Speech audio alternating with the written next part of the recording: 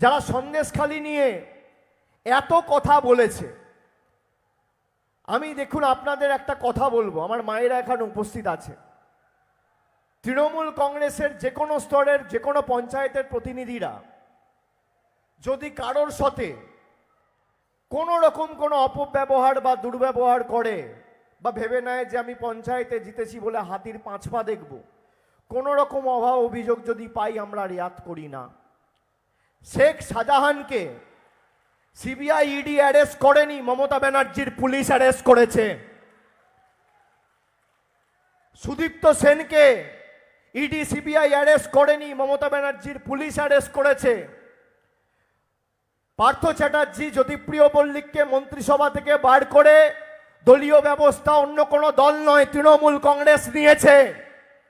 আপনি দেখান তো সিপিএম 34 বছর ক্ষমতায় ছিল, একটা সিপিএম এর নেতা অ্যারেস্ট হয়েছে?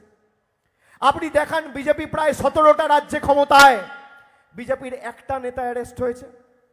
আমাকে দেখান যারা নারীর সুরক্ষা নিয়ে কথা বলে, নারী সম্মান নিয়ে কথা বলে, বিজেপির এমপি সাংসদ ব্রিজভূষণ সিং, যার বিরুদ্ধে কুস্তিগিররা অভিযোগ করেছে ফিজিক্যাল মলেস্টেশন, শারীরিক হেনস্থার, তাকে বড় বড় পদ দিয়ে মঞ্চ আলোকিত করে বসিয়ে রাখে। আর অন্যদিকে মমতা বন্দ্যোপাধ্যায় অভিযোগ পেলে ঘাড় ধাক্কা দিয়ে জেলে ঢোকায়, ব্যবস্থা নেই। এটাই পার্থক্য।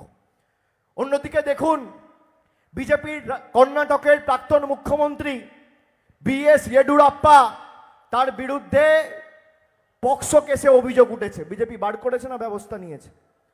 ইডি সিবিআই ব্যবস্থা নিয়েছে। কুলদীপ সিং সেঙ্গার উন্নাও ধর্ষণ কাণ্ডে মূল অভিযুক্ত, তার বিরুদ্ধে ব্যবস্থা নিয়েছিল, কোর্ট বলেছিল বলে বাধ্য হয়েছিল 5 বছর পরে ব্যবস্থা নিতে। এরা নেয়নি। যাদের টিভির পর্দায় নির্লজ্জের মতো, দোকান কাটার মতো খবরের কাগজে মুড়ে টাকা নিতে দেখা গিয়েছে, তাদের দলে ঢুকিয়ে বড় বড় পদ দিয়েছে। এটাই বিজেপি। আর অন্যদিকে তৃণমূল কংগ্রেস যদি মানুষের সাথে কেউ দুর্ব্যবহার করেছে, ন্যূনতম অভাব অভিযোগ পেয়ে খতিয়ে দেখে তার সত্যতা প্রমাণ হয়েছে, আমরা দলমত নির্বিশেষে আমাদের ব্যবস্থা, আমাদের রাজ্য সরকার, আমাদের পুলিশ প্রশাসন নিয়েছে। আপনি দেখুন যারা নারী নির্যাতন নিয়ে কথা বলছিল, অভিযোগ ছিল কার বিরুদ্ধে? অভিযোগ ছিল উত্তম সর্দারের বিরুদ্ধে, শিবপ্রসাদ হাজরার বিরুদ্ধে। আজকে 15 দিন হয়ে গেছে, সিবিআই এদেরকে হেফাজতে নিয়েছে? নেয়নি। তার কারণ বিজেপির লক্ষ্য, বিজেপির উদ্দেশ্য নারী সুরক্ষা নয়।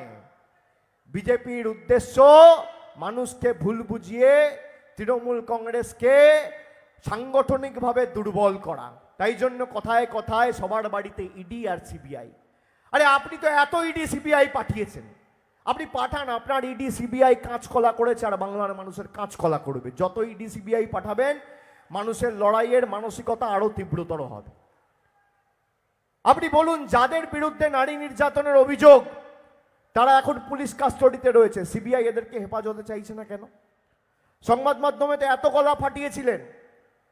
জবে থেকে শেখ শাহজাহানকে সিবিআই নিজেদের হেফাজতে নিয়েছে, কোনো সংবাদ মাধ্যম আর সন্দেশখালিতে যাচ্ছে না।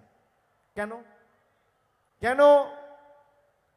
আপনাদের উদ্দেশ্য কোন রাজনৈতিক দলের নেতাকর্মীরা আর সন্দেশখালিতে যাচ্ছে না কেন?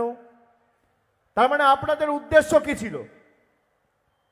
যে শেখ শাহজাহানকে গ্রেপ্তার করো, যাদের বিরুদ্ধে নারী নির্যাতনের অভিযোগ রয়েছে, আপনারা সেই উত্তম সর্দার আর সেই শিবু হাজরাকে কেন গ্রেপ্তার করছেন না, কেন হেফাজতে নিচ্ছেন না? কেন?